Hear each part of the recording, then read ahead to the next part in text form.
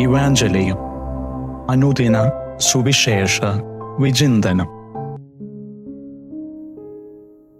ഈശോയിൽ ഏറ്റവും സ്നേഹം നിറഞ്ഞവരെ, നവംബർ 22 ഇന്ന് തിരുസഭ നമുക്ക് ധ്യാനിക്കാനായി നൽകുന്ന വചനഭാഗം വിശുദ്ധ ലൂക്കായുടെ സുവിശേഷം 19 അധ്യായം 45 മുതൽ 48 വരെയുള്ള തിരുവചനങ്ങളാണ്. ഈശോ ദേവാലയത്തിൽ പ്രവേശിച്ച് അവിടെ കച്ചവടം നടത്തിക്കൊണ്ടിരുന്നവരെ പുറത്താക്കാൻ തുടങ്ങുന്ന വചനഭാഗമാണ് നാം ഇന്ന് ശ്രവിക്കുക.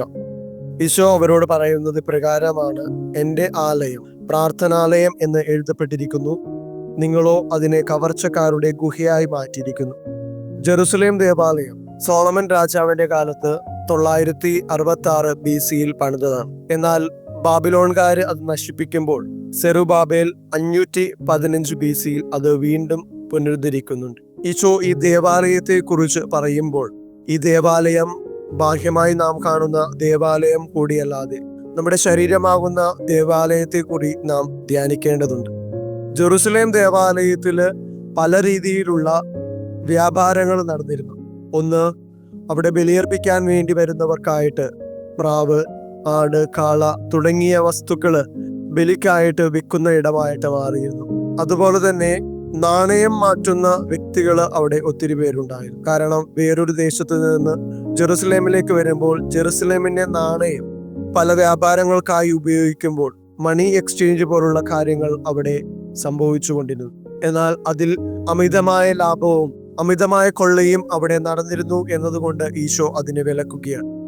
ഈശോ പറയുന്നത് പ്രകാരമാണ്: എൻ്റെ ആലയം പ്രാർത്ഥനാലയം എന്ന് വിളിക്കപ്പെട്ടിരിക്കുന്നു.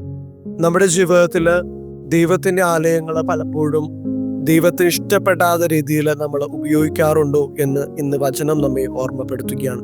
പലപ്പോഴും നമ്മുടെ ദേവാലയത്തിന് വേണ്ട പരിശുദ്ധി നാം കൊടുക്കാറുണ്ടോ?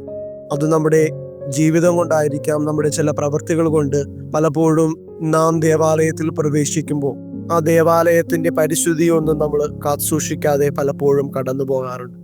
ഇന്നത്തെ കാലഘട്ടത്തില് മൊബൈൽ ഫോണുകളുമായിട്ട് ദേവാലയത്തിൽ പ്രവേശിച്ച് അവിടെ നിന്ന് മൊബൈൽ ഫോണിൽ മറ്റു പല കാര്യങ്ങളും ചെയ്യുന്ന സാഹചര്യങ്ങൾ കൂടിക്കൊണ്ടുവരുന്ന ഒരു കാലഘട്ടമാണ്. അവിടെയാണ് ഈശോ പറയുക: എൻ്റെ ആലയം പ്രാർത്ഥനാലയമായിട്ട് മാറിയിരിക്കുന്നു എന്ന്. അതുപോലെ തന്നെ നമ്മൾ മനസ്സിലാക്കുക, ഈശോ ഉദ്ദേശിക്കുന്ന ആലയം നമ്മുടെ ശരീരം കൂടിയാണ്. നമ്മുടെ ശരീരമാകുന്ന ആലയം പരിശുദ്ധാത്മാവിന്റെ ആലയങ്ങളായി മാറ്റപ്പെട്ടിട്ടുണ്ട്. മാമോദീസയിലൂടെയും കൂദാശകൾ സ്വീകരിക്കുന്നതിലൂടെയും നമ്മുടെ ശരീരം ദൈവത്തിന്റെ ആലയമാണ്. പരിശുദ്ധാത്മാവിന്റെ ആലയമായ നമ്മുടെ ശരീരത്തിന് എത്രമാത്രം വിശുദ്ധി നാം കാത്തുസൂക്ഷിക്കുന്നുണ്ട്? അതിന്റെ വിശുദ്ധിക്ക് കോട്ടം തട്ടിയിട്ടുണ്ടോ? നമ്മുടെ ജീവിതത്തിൽ അശുദ്ധിയുണ്ടോ, അനീതിയുണ്ടോ, അഹങ്കാരമുണ്ടോ, അസൂയുണ്ടോ? ഇവയൊക്കെ നമ്മളൊന്ന് ആത്മപരിശോധന ചെയ്യണം. ഇങ്ങനെയുള്ള തിന്മകൾ ഹൃദയത്തിലുണ്ടെങ്കിൽ അത് നമ്മൾ മാറ്റിയില്ലെങ്കിൽ ദൈവത്തിന്റെ ആലയത്തിന് എതിരായി ചെയ്യുന്ന തിന്മയായിട്ട് മാറും. അതുപോലെ തന്നെ നമ്മുടെ ഇടവക ദേവാലയത്തെ ഒന്ന് നമ്മൾ ചിന്തിക്കാം. ഇടവക ദേവാലയത്തിൽ നമ്മൾ എപ്പോഴൊക്കെയാണ് പോകാറുള്ളത്? ഞായറാഴ്ചകളിൽ പോകാറുണ്ടോ? ഇടദിവസങ്ങളിൽ പോകാറുണ്ടോ? ഇടവക ദേവാലയത്തെ നമ്മുടെ സ്വന്തം കുടുംബമായിട്ട് നാം കരുതണം. അവിടെയുള്ള കാര്യങ്ങൾ നാം ചെയ്യാനായിട്ട് ഇറങ്ങിത്തിരിക്കണം. നമ്മളെപ്പോഴും ചിന്തിക്കും അവിടെ മറ്റുള്ളവര് ചെയ്തുകൊള്ളുമെന്ന്. പക്ഷേ എൻ്റെ കുടുംബത്തിൽ ചെയ്യേണ്ടത് എൻ്റെ ആവശ്യമാണ്. അതുകൊണ്ട് ഈശോ പറയുന്ന വചനം നമുക്ക് ധ്യാനിക്കാം: എൻ്റെ ആലയം പ്രാർത്ഥനാലയമായിട്ട് മാറ്റപ്പെട്ടിരിക്കുന്നു. ഇന്ന് തിരുസഭ പാട്ടുകാരുടെ മധ്യസ്ഥയായ വിശുദ്ധ സിസിലിയുടെ തിരുനാൾ ആഘോഷിക്കുകയാണ്. തൻ്റെ ശരീരത്തെ ഏറ്റവും വിശുദ്ധമായി കാത്തുസൂക്ഷിച്ച ഒരു വിശുദ്ധയാണ് വിശുദ്ധ സിസിലി എന്ന് പറയുക. കന്യയും രക്തസാക്ഷിണിയുമായ ഈ വിശുദ്ധയുടെ തിരുനാൾ ആഘോഷിക്കുമ്പോൾ അവളുടെ ജീവിതം എന്നും ദൈവത്തെ സ്തുതിച്ചുകൊണ്ട് ജീവിച്ചു. അവളുടെ മുറിയിൽ ദൈവദൂതന്മാർ വന്ന് ദൈവത്തിന്റെ സ്തുതികൾ ആലപിച്ചു എന്നാണ് ചരിത്രം സാക്ഷ്യപ്പെടുത്തുക.